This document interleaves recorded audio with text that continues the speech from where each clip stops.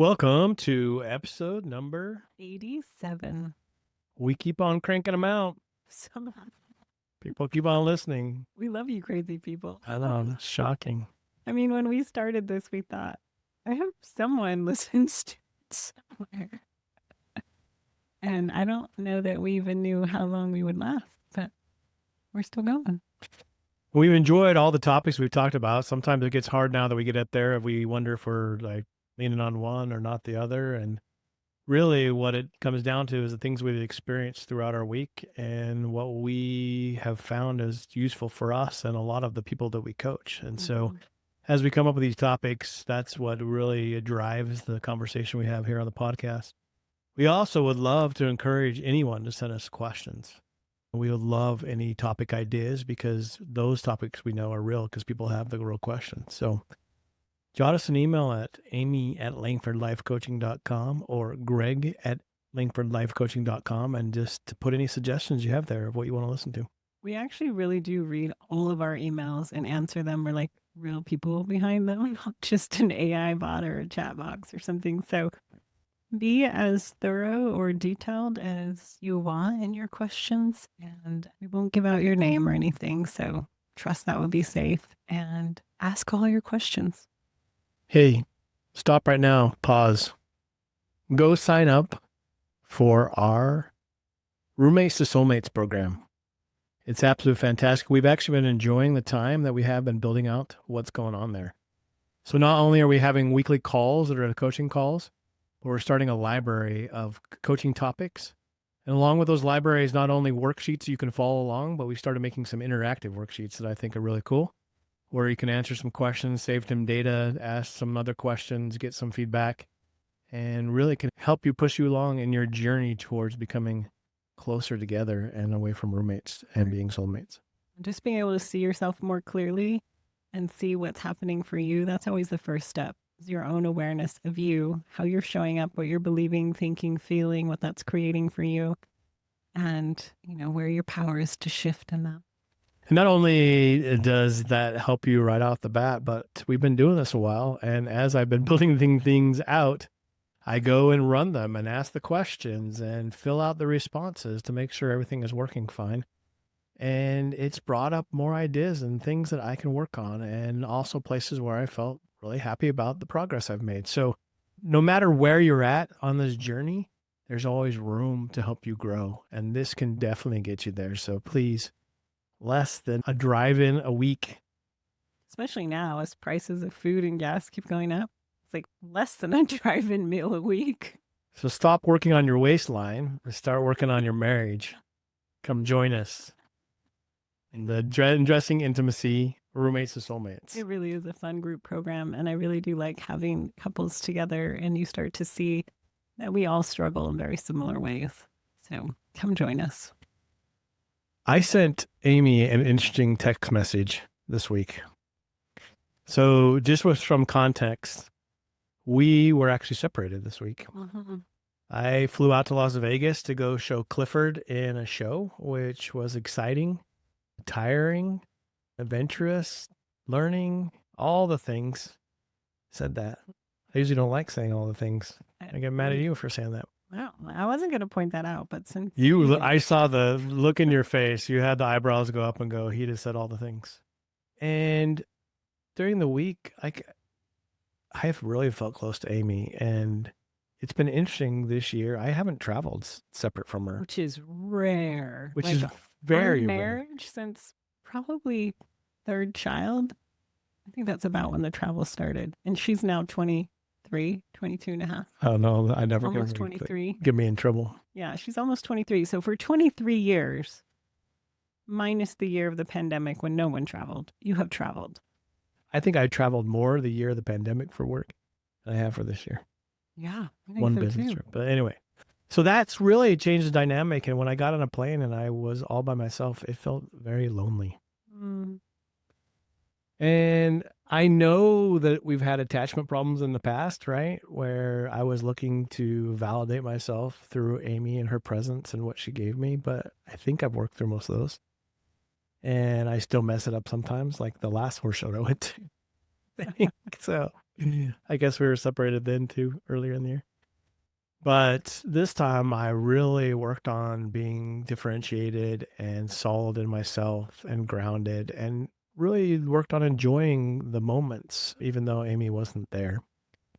But it got to the end of the week and I woke up in the morning, and our mornings are so connective these days. The first thing I do is roll over and connect and simmer with Amy, that I feel so lonely in the mornings. And I sent a text message that said, I'm not sure if this is a healthy thought, but the thought keeps rolling in my head that I could never be away from you ever again the rest of my life and I would be okay. I said, is that healthy or is that enmeshed? Oh, that's just mine. Her response back here was want to healthy. be with you. I'm still not sure. It might have been on the unhealthy side, but at least we both agreed that it was fine and that we could be back together. So I am truly happy to be home and to wake up with Amy in my arms, and that's just been wonderful. So I missed her dearly, and I'm grateful that I'm back. We want to talk a little bit about some of the things that Amy's been discovering, some workshops that she's been working through, and some of the interesting parts that's come up this week around the differences between love and attraction. Yes. And I've been pretty fortunate to be able to attend Esther Perel's sessions, which, as many of you know, I just really appreciate her work and her approach and her insight. And this year, this conference was a 20-year celebration of her book, Mating in Captivity, which is proving even more and more true. And this was an interesting session because they were also talking about what's changed in the last 20 years and how our relationships are changing and how technology and just modern laws and understanding of gender and different ideas about, patriarchy and roles and just so many things, a very complex system of a lot of different ideas. And it was fascinating to be a part of and listen. And so I do have a lot of ideas from there. But also this coincides with, I've had several clients recently, like Greg mentioned, a lot of these come from more recent clients that come to me and say, I'm just not attracted to my spouse. And they say it as if it's like a finished, done statement. And so I thought we could talk a little bit about love and attraction and what they are. And I feel like love is what connects us. It takes cultivation. It's a verb and a feeling. So love is intentional. It's how we decide to show care, to show interest, to be involved with another person. And we can love all sorts of people in all sorts of different levels of depth and intimacy, whether we're talking about parents or children or our spouse or friends or neighbors, different things like that. So there's lots of different levels of that type of love.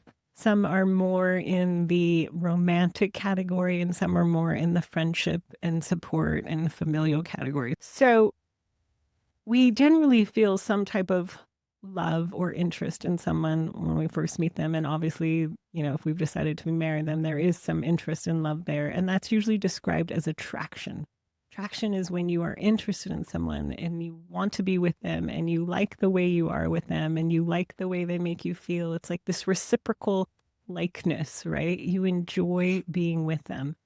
And so often I hear that I'm no longer attracted and that it's like a finished end statement. But attraction is renewable and it is changeable and it is flexible. Think more than that, it's necessary to cultivate, right? So Yes. if you don't cultivate this attraction and you don't feed it and you don't change, then you'll find yourself maybe I'm not attracted to this person. Yes. It's very easy, especially since our minds tend to go towards the negative first, to start seeing, focusing, judging our spouse on all of the little things, whether they leave their socks or whether they leave the toilet seat up or down or how they do the toilet paper or whether or not they load the dishes right or how they get dressed or don't get dressed or whatever. We start can very easily start tracking traits in our spouse and focusing on those. Yeah, let's get real because we always do.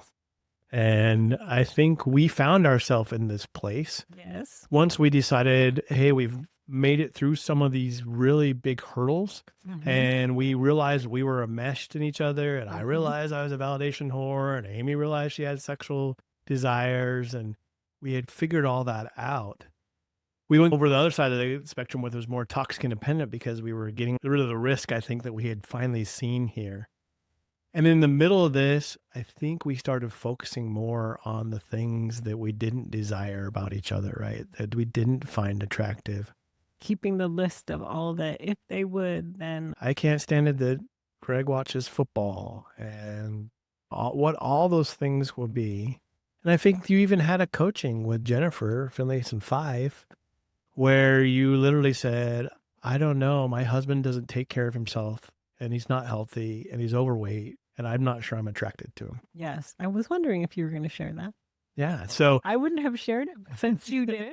so she I will literally go was there. like, got to this point, and we'd gotten to this place in real life, and Amy's like, I'm not sure I'm attracted to Greg anymore. Yes. So, yes. And that really was me. I had been tracking you, how many times you went to the pantry for snacks, whether or not you were exercising, whether or not you're going to the doctor, and like all of that tracking and focusing directly impacted my attraction. Yeah.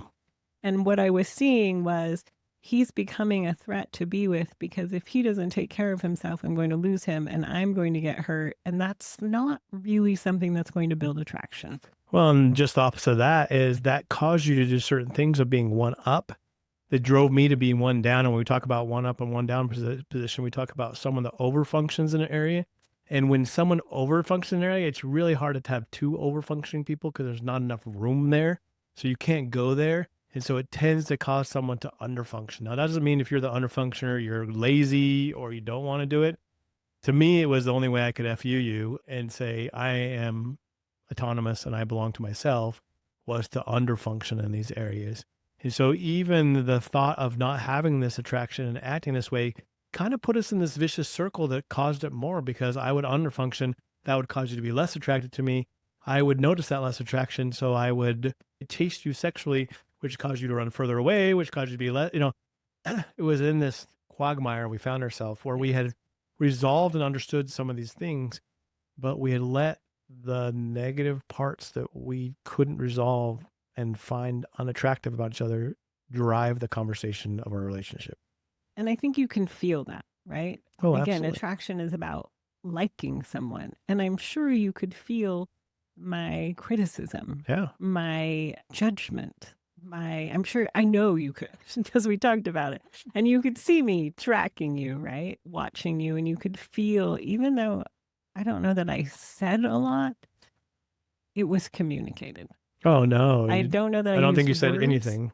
but you could feel it. Oh, And absolutely. the more you felt my criticism and judgment, the more you pulled away, which then just reinforced. Okay, the circle, the Yeah, quagmire. you could feel how much we enjoyed being together, our enjoyment in each other's company just diminishing and decreasing. Yep. That's the sad part we found out. But the good news is that Jennifer snapped Amy upside the head a little bit. She did. I deserved it. Yeah. And I needed it. And was one of our hardest conversations, because she said, okay, if that's the way you're going to be, you need to own up to it. Because again, I wasn't saying a lot, but it was communicating. Because sometimes we use words when we communicate, but a lot of times we don't. Well, I think first and foremost, she said, one, you need to be honest with it, is where you're going. We'll get to that. But two, she also said, look, what are you doing? Why can't you love Greg just the way he is? Why does it require you to have him do these things before you can find him attractive or want to be with him? And so she really pushed the narrative on you. Why? Yes. And she did. She drilled me. And it was a very uncomfortable hour of sitting in that hot seat, being drilled, being challenged. And I think that's, again, one of the virtues of having a coach, because our friends and family often won't challenge us. They disagree with us. And her challenging my idea that my attraction was gone and wasn't renewable and was out of my control was exactly what I needed. And also called me out. And after that call, we had a very painful conversation, which I will say you handled extraordinarily well, better than I think I ever would have handled it. And it shifted. Really did feel like, oh, I am in charge of my attraction. And the amount of traction that I feel towards Greg is directly related to how I see him and how much love and generosity I have towards him. Right. I think in my mind, I had gotten such to a place where we had done the duty sex. We had played the game of being entangled and entranced with each other's emotions. And I'd seen all the pain and suffering that it had caused. And as painful it was to hear that, hey, I'm not attracted to you at this moment, which was very, very painful.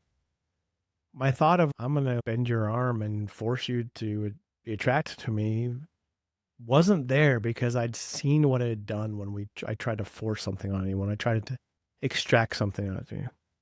So my answer was something like, okay, if you don't find me attractive, maybe you need to find someone that is attractive. And if that's the case, just let me know and we'll deal with it. But I don't want to be in this relationship if you're not attracted. Which was exactly the calling out that I needed. And again, when you hold your own like you did, you didn't try to control me, you didn't try to manipulate me, but you said, hey, I'm a worthy choice here, which has been true and is true. It still remains true. That again puts it back on me, which is squarely where it needed to be, and taught me a very important lesson about attraction. And it is, again, directly related to how you choose to see someone. I'm not saying you gaslight yourself or you see them in a distorted way, but it is actually choosing to look for the good, to look for the virtue, to look for the kindness, to look for the ways that they are actually partnering and supporting or committed, instead of only telling the negative. I think one thing that we always talk about, and this applies here very much, is the curiosity, right? Because if you take it at face value and say, I'm not attracted anymore because of this thing, you can focus on that and hyper focus on that. And guess what? It's true, and it will become more true over time, just how we talked about it because of the quagmire we're in. But I think another part of getting out of this is being curious, because when we started peeling back the onion here on Amy and digging into it, when I said, fine, if that's the case, you just let me know. And if we can't be in this relationship anymore and you need to find someone that you're attracted to, I know she wouldn't find anyone better, but maybe skinnier, but not better. That's fine. But when I had that conversation with her, and it kind of was, we were at this point of like, yeah, we're being brutally honest with each other, with this crossroads of what we're going to do. The decision was made to peel back the onion and try to figure out why, because there was definitely something behind this. Yes. It wasn't even on the actually face value truly related to you. That's the thing that I'm trying to say. If you take it at face value, which we did, you could get in this quagmire of going this direction. We could argue it. It could have made us separate, right? We could not be married today because of it. But what we decided to do was to be curious and start pulling back the onion. And for me, I had lost my dad. He was 40, just barely, to a heart attack because of his poor health and his lack of taking care of himself. You also lost a father very young. And here we were raising children.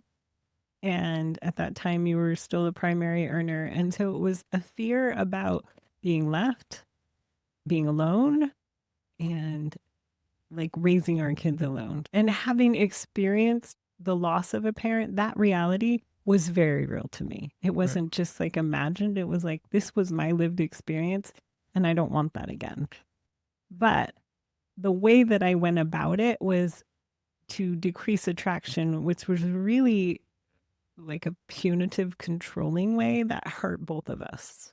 Yeah, actually the opposite thing that probably should have been happened, but it makes a lot of sense, right? This is how our mind works.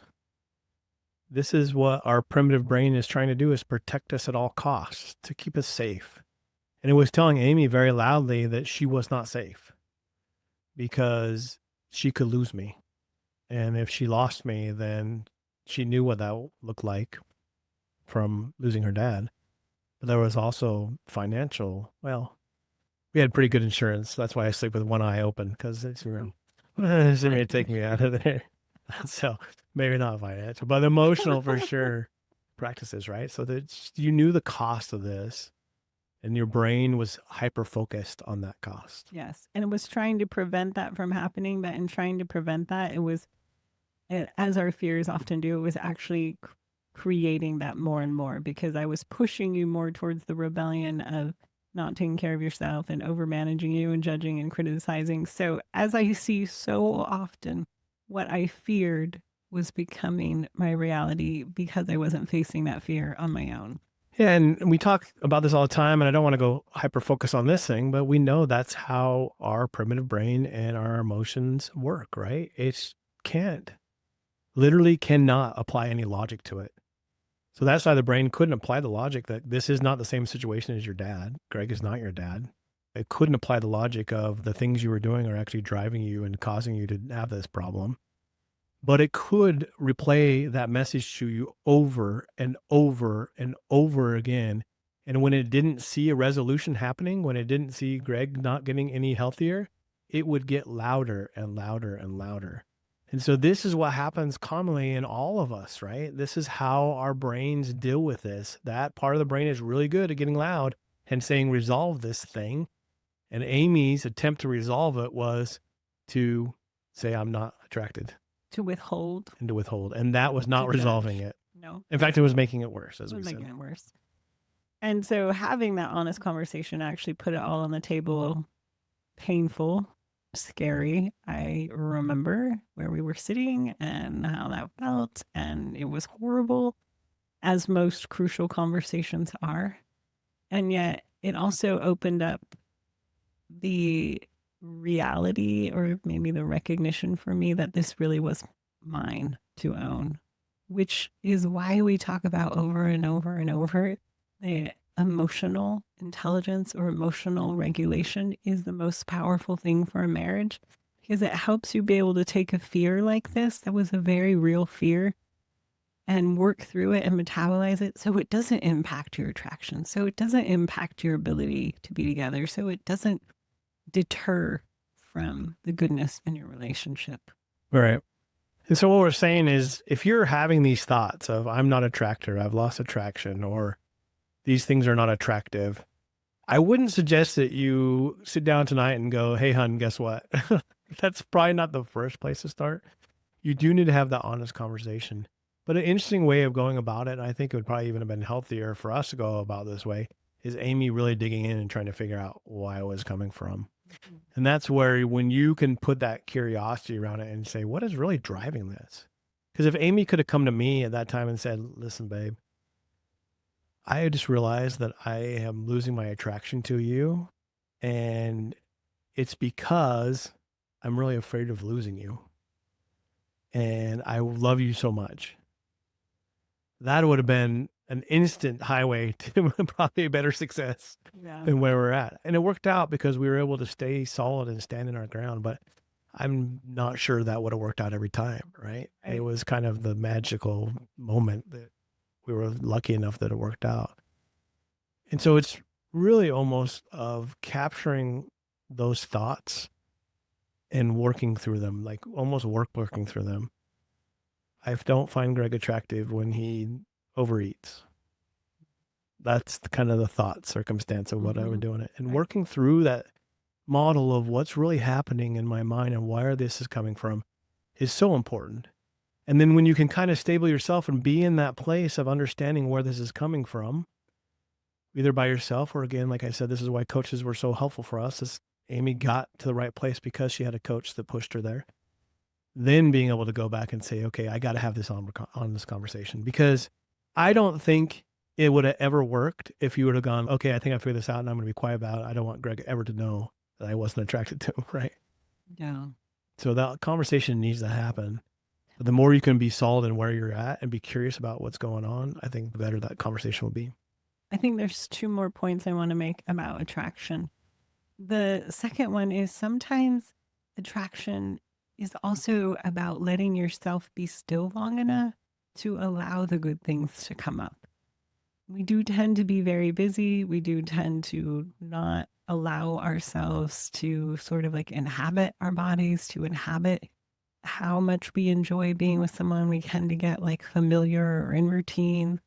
And so some of attraction too is creating enough space to maybe be still enough or to bring up the things that you cherish, appreciate, maybe even brainstorming about ways you want to be together or future things, like allowing that attraction to build. Because remember, we not only experience emotions, but we can also create them. And I feel like attraction comes from noticing what you appreciate and like about your spouse. And a lot of times we're just too busy. Like we just don't even allow that to happen. And thinking of another recent client that just was still long enough to allow the feelings of, hey, I really liked my spouse. And I actually really want to be with them. And oh my gosh, this is really nice. And still long enough that those had a space to present. Yeah. I think along with that is oftentimes we spend a lot of time trying to understand what's going on here. Obviously, when you're listening to this podcast, you're trying to get the most insight of how do I better my marriage, right? You may have read books, you may have done all kinds of things to do it. And you may have these thoughts and ideas of what you can do to improve. But you might also be very frustrated because you're like, this doesn't seem to be working. I'm not getting this. I don't get the results that maybe someone else seems to be getting. And one, comparing results is probably a bad idea. But as Amy says, and it was so beautifully shared with us, that it took the time. It took the time to sit and be quiet and to think about what is it that I really desire and want. And not even share that exactly with your spouse at the time, right? But doing it for yourself, because that's the other part that had hindered this client from actually moving forward, was they were so worried they were doing this for their spouse because they had done duty sex for so many years. And their spouse was so unwilling to engage in that there was a disconnect there too, because they wouldn't engage because they're worried they're going to ask them to do something they would do out of duty. And so it really did take the time. I'm thinking another set of clients that are just in this position where the husband has finally said, none, I don't want any of this anymore. And has really changed his thoughts and behaviors around what it means to be intimate with his wife. And his wife is just so blown away and it's been so many years of doing this, almost can't trust that this is real. But she will also take the time to be quiet and figure it out. Mm-hmm. And her mind is continually telling her that this isn't true. This isn't true. This isn't true. And so some of the best antidote to any of this, if there's frustration around, or you're not seeing progress of getting there, or you're feeling like you're losing attraction over and over again, like Amy said, the time. But this is personal time to sit, reflect, and really ask yourself the hard questions of what do I truly desire and what does this do that brings joy to me? And it was when that client was able to ask those questions in the quiet of the night with her husband having no idea that those were questions going out on her head. Yeah. The fire was lit that she never knew existed. She thought would never exist for herself because she'd only heard of it. She thought it was a fable. She thought Amy was lying this whole time. I was lying, not lying. Not lying down, but lying to her that it really couldn't happen for her. Yeah. But when she was able to do this, she's like, oh my goodness. And guess what her husband woke up to? A very attractive spouse. Shock and awe. He's like, where the hell did this come from? I'm not going to ask because I'm getting exactly what I desire. And by the way, we've seen this happen over and over and over again. And it's an interesting part of it because we see it get to this point and you almost feel like, okay, it's a pimple that needs to be popped. Oh, or, I don't know if that's a good analogy. There's this pressure buildup of of struggle and stress and wanting and desire and needing and struggle. And I think I said that twice because there's twice struggle. But we watch it go on and it's like gets to a point of something has to happen. And this is kind of the story goes back to ours, right? It got to the point where something had to happen. And when that something happens and it's quiet time to reflect on what you desire, oftentimes it's that rush of feeling of love and gratitude that goes, wow, I can deal with all the other bullshit because this really feels good. Mhm. Yeah, I got distracted with that analogy, so I'm trying to come back. How to distract you? Can you tell? Good way. Not in a good way? Oh, because I said pipple popping. Like, okay. Sorry, we'll use what would be a good analogy? Oh, I don't know, but what I was going to say was one way that we can cultivate attraction too is to genuinely compliment. It's very easy to criticize. It's very easy to judge. We do it quite naturally without really any effort. And yet it does take some noticing. What do I appreciate that my spouse contributes, whether it's energy, conversation, support, help, love, kindness, generosity? What is it? And to speak that. Yeah, and now warning my spontaneous friends. Amy did not say, hey, go tell your wife, hey, you're sexy as hell so you can get laid, right? No, That's not what she said. not. She said genuine compliments. Unattached to any No demand. expectation or demand attached to them because I could compliment till the day was gone, right? Over and over again. And I was attaching a desire and a want and an expectation to it, and it completely failed. So not that way. This is a very generous, unattached to any demand compliment. I think the other thing we have to be careful of is thinking that because your attraction has changed, you need to control your spouse to get it back. This is again you.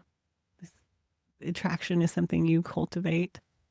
And I do think there are some instances in some marriages where maybe things have happened that need to be dealt with, and where maybe trust or respect in addition to attraction have been lost. There are times where there have been circumstances and situations, again, where this is more than a loss of attraction. There's been infidelity or deceit, where there's been a loss of trust in some way. So if there's trust and respect and attraction, that makes sense, right? And you don't want to just push to attraction. There may be other work to see what needs to be restored or if it can be restored and what that is. So I just want to put that one caveat in there. You know, it's very interesting because I think when you go and do the work on yourself and you become a lot less needy of all these things and you're willing to see things from a different lens and have perspective of others, all that work that I had put in to realize that I didn't have to be validated, I didn't have to be right about everything, that people could live different lives, really allow you to see people in a different light. This became so evident this weekend for me. So one of the great blessings of being able to go to Las Vegas and show Clifford is that I have family that lives less than 2 hours away. And one of my sisters, for Mother's Day present for my mom, decided that she would bring my mom to Vegas to be able to see me compete with Clifford, which was just the most exciting thing because they'd never seen it. They had no idea. They knew I had a horse, they knew I rode, but they had no idea what went on in shows. And my sister had never, Going. at least I watched millions of them and still didn't figure it out. And my sister had never met Clifford, and I was excited about that. So that was a very exciting moment. But because I had been working so hard on myself, this is the sister that's closest to me. I have 3 older sisters, so I had 4 moms. And it made me a great spouse, by the way. That's why I knew Amy couldn't find a better one, maybe a skinnier one, but still a better one. So I appreciate my sisters doing that. But this is the one that was closest age in me. And it's the one I had the most conflict with, to be honest with you. And it's the one that we didn't quite get along as well as the other ones. And as I worked through my own crap, what I've realized, it was because I was seeking her validation so much that I would act differently around her than anyone else. And I couldn't see her in a light other than what I negatively put her into. She's always seeking validation. She's always, she's so emotional. She always is the victim. Like I had so many tags on her. It's actually pretty sad to go back and think about what was there. And because I was able to work through all my stuff, we sat down there. My poor mom was in this conversation like she wasn't there. And we sat down and we had I actually think she probably enjoyed watching. She probably enjoyed watching Knowing the us history between you kids two. watching this. We had the most lovely conversation. And we delved into the most intimate topics around emotions and health. And it was so exciting to be able to look at her and share her and say, hey, listen, I know this is how I behaved around you, and I'm sorry, but I don't see you this way anymore. And in fact, I was driving up to pick up Clifford from my trainer because he arrived back from Vegas very late last night. And I'm not sure why my mind was in this, but it was on this conversation. And I got really teary-eyed and choked up because I see my sister as a very capable, amazing human being. And I can see where she has been able to take these things that I thought were weaknesses and become strengths. And I can also see where they've become very vulnerable and they've been weaknesses for her. And she struggled. And it's very evident to me because I had some of the very same ones, because not only are we the same DNA, genetically very similar, but we were raised in a very similar place. And I fully understand that now. But it was because I had to work through my things. And I know we're talking about attraction as a, intimacy, married attraction, but I think it goes into this scenario too. My attraction of my sister, seeing who she was there because I allowed myself to be there. And I allowed myself to see those wonderful attributes that she had, always had, and I couldn't see clearly. I was able to see them clearly. And all those things that maybe drove me nuts, I could actually see in myself and realize that it drove me nuts because it was reflecting something I didn't like about myself on me.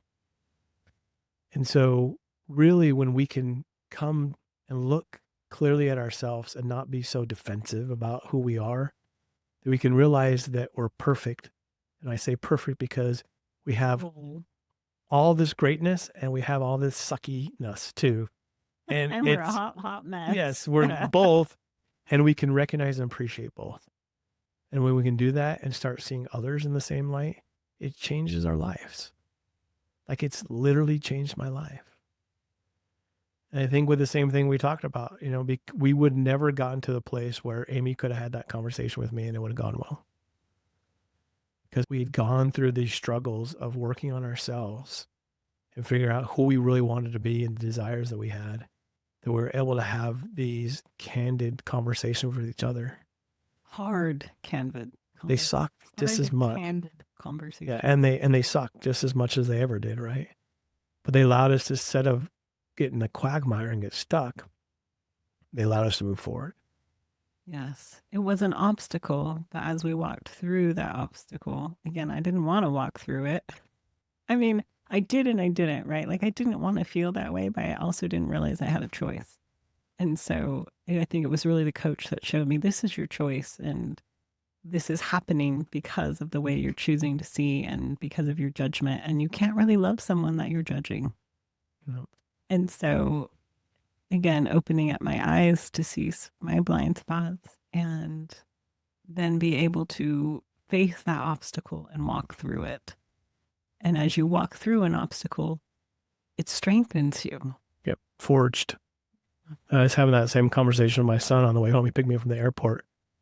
And it's very lovely to watch him go through this relationship. He has a relationship and he's so open to us. I think my oldest son will show up at my doorstep married because that's about how open he is to us about his relationship. But this kid, he's ready to talk. And we have these wonderful, beautiful conversations. But we also talked about the difference between himself and many of his peers is that he had a moment in his life that was a crisis, like a life and death crisis moment. He ended up being suicidal, that forged him into who he was. And I said to him in that moment, we live this through you as your parents. And so we understand it. But a lot of people, and he's like, yeah, I don't tell a lot of people, so they don't know about it. So they don't know what it is. We live this through you as your parents. And I would never in a million years go back and say, I want anyone or us to go through that. Mm. But I still wouldn't ever go back and say, I wish we hadn't gone through that. Because the young man that is forged is absolutely incredible. And I think that's the thing that Amy's trying to get at in this point of when we come to these obstacles, when we come to these moments of, I don't feel attracted to my spouse, and we're willing to go through that obstacle together and fight for each other and get to a good place, that forges us into who we are. When I think of forge, I think that is so kind of another funny story. I was really blessed because my good friend Alexis that I talked about, her dad came out to Vegas with us, and he was more than gracious to me. And I ate at probably some of the best places in Vegas that I've ever eaten at. He knew the bartender there from the 9 years he'd been going there for technical conferences. And so we go sit at the steakhouse at the bar, and he's talking one-on-one. But what they do, we ate these beautiful steaks. They brought this whole set of knives, steak knives, and they're all different, unique knives. And you get to pick out which knife you want to use to cut your steak. And of course, I'm the extreme like handle and the big, huge blade. And like, I get like, this was a serious knife, you know, that's not a knife. This is a knife. That's what kind of knife it was. But it reminded me of the show we used to watch, Forged in Fire. Forged in the Fire. Right? Mhm. Where they'd have a competition of making these And knives. they had to slash things and cut things and gouge things. And when we talk about forging, it's taking these different materials. And I'm going to get it wrong. So if anyone out there is a knife maker, don't get mad at me. But when you take all these different materials and you melt them down in such a hot heat, extreme pressure that it and gets heat. rid of all the impurities and allows it to become very strong and, you know, very sharp. And to watch them forge it, it took this heat. And that's what we're talking about, right? It takes these moments of heat and pressure in our relationship and us deciding that we're going to make something beautiful, a beautiful knife out of this afterwards. And we're going to forge it into something good that allows us to get through there and get to the place where we can make something of it. So again, if any of this is like, oh man, dang it, which oftentimes we listen to podcasts and I would say that, but my first response was to go fix Amy. So don't do that. And then I finally said, oh, I'm the problem. Let me go fix myself. And that's where we want to start. But if any of these things have struck home, you're like, dang it, take some time to understand yourself, why you have these feelings, where they may be coming from, so you can have the honest conversation with your spouse. And also, we've been there, we've experienced this, we had the people in our lives that were able to lead us through this, which if we didn't, I don't think we'd be here. And we would love to be those people for you. And if it's just a free consultation to talk through the scenario and help you get insights and walk you through to find your own answers, because that's really what we do. We walk you through to find your own answers. We would love to do that. So go up on langfordlifecoaching.com and click that free consult button. We would love to have that conversation with you. Don't wait. Most people wait too long. Just come. Yep. And it gets uglier. The quagmire doesn't dry out by itself. I promise you. Spend a lot of time in it. We're so grateful that you would spend some time with us and listen. Like we said, still shocks us a little bit that we have so many people listening to us, but we're very grateful for it and we love it. And until next time, keep undressing your intimacy. Bye-bye.